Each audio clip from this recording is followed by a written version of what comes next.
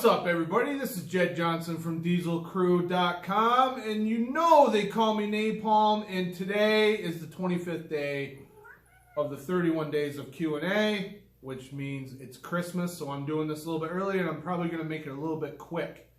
But this question comes in from Lucas Valatka, and he says, wanted to hear your oh, by the way, I have been over the last course of the last couple weeks, I've been watching a video series from Cultaholic Wrestling called WWE's Golden Age. Right now I'm on part 4, which covers 1990 to 1992.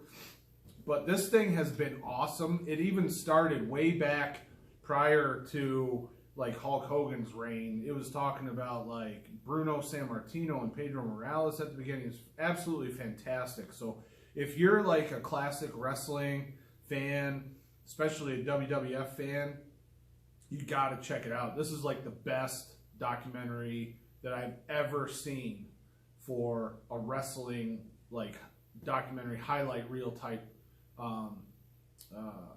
video. It's just unbelievable. So taking a time out from that. So here's the question. Wanted to hear your thoughts about rock climber strength. Where does it come from? What leads to them dominating grip sport once they try it? Also, related to this, what are your thoughts on time under tension for grip sport, as it is mostly an isometric sport? And do you believe that focusing more on higher reps and holds has benefits? And is it a good addition to low rep work? So I wanted to make sure we were on the same page. So I asked him who he was talking about with the climbers.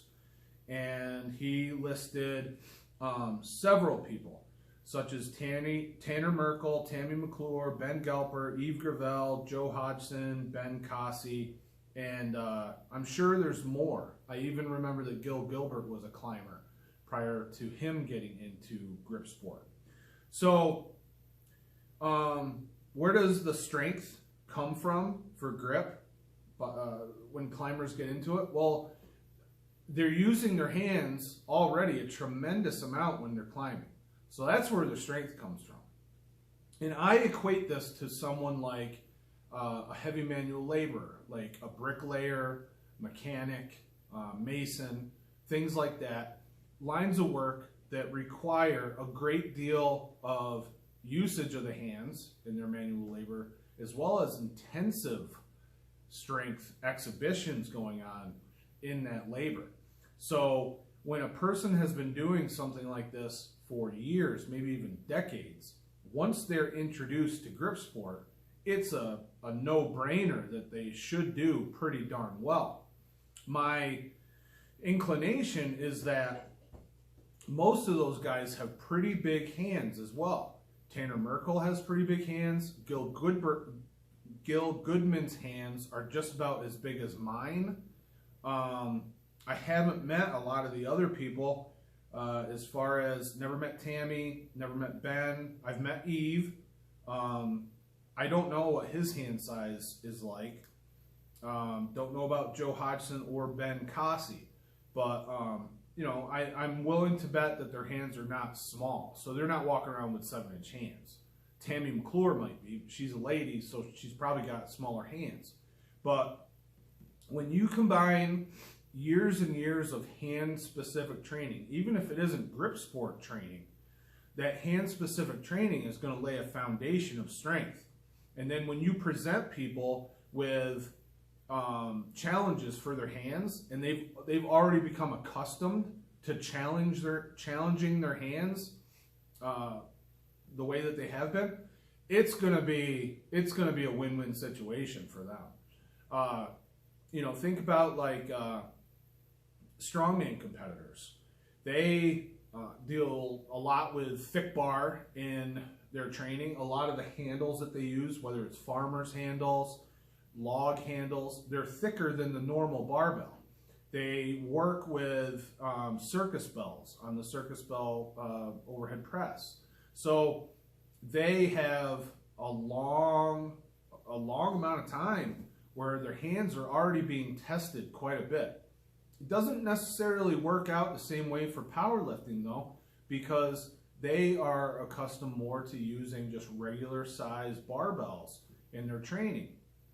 And they're not getting any kind of thumb training aspect in their powerlifting training.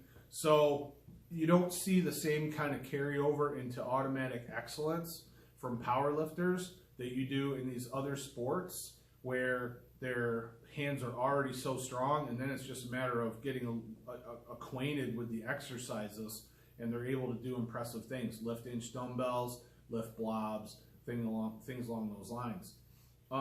There's also a guy, I want to say his name's Carter. He's Canadian. He did he came in second or third place this year at King Kong. Fantastic. Beat me. And his background is also climbing. So I think we'll continue to see this, as I'm sure climbing and Ninja Warrior style training, I know that that's, bringing in new people all the time. Grip sport is growing. We're getting out there in front of people. People are finding out what this is, and they're giving it a try. So as these two communities continue to merge, you're gonna see a lot of people from the climbing community do very well in grip sport, because just what they're putting their hands through all the time, those little bitty those little grips on the walls. There's bigger grips on the walls. There's a whole variety of sizes of grips, but it's a tremendous time under tension. It's a tremendous amount of reps, tremendous amount of attempts every time they're on the wall. I don't climb, so I don't know how they go about their training. I don't know specifically what their workouts would be. I don't even know most of the terminology associated with climbing, and you're never going to catch me out on a rock face trying to scale that puppy. It's just not going to happen, not with my fear of heights. But there's a lot of work being done. So it makes sense to me completely that they would switch over to grip, or just not even switch over. It's not like they're going to quit climbing, but like they get involved with grip, and a lot of them are going to do well. Not all of them, because some of them might have very, very small hands. So they would have to be in one of those lighter weight classes in order to excel. But again, we're talking about people that are excelling in the all around, in the overall categories at this point. The rest of the question: what are your thoughts on time under tension for grip sport? Since grip is mostly isometric, do you believe in higher reps and holds? Higher reps, I guess what you're thinking of is sets with higher reps would create more time under tension. Time under tension is important. That's a lot to go into. I'm not going to cover any more than that, but a program should include that. I don't cover training and programming in these questions, but I encourage everybody to check out thegripauthority.com. For $1, you get your first 30 days. Where you can peruse the whole entire site, everything that's ever been posted on the site, and I go over holds, time under tension, and how that relates to your training, and how you can improve upon it.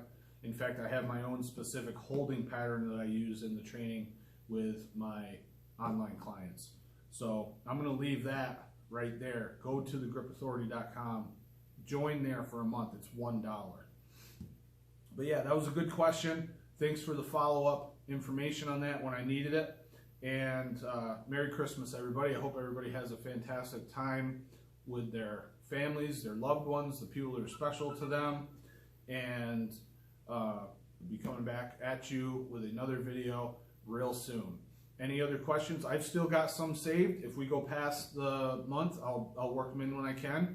Keep leaving the questions. I'm still recording them for, they're in the queue, if you will. So give it one of these. Be sure to subscribe. Check out thegripauthority.com. Any questions below, comments, what are your thoughts? Share what you think as far as the climbing community. Maybe you know even more people that are ready to bust into grip sport and dominate. All the best in your training, everybody. Take care.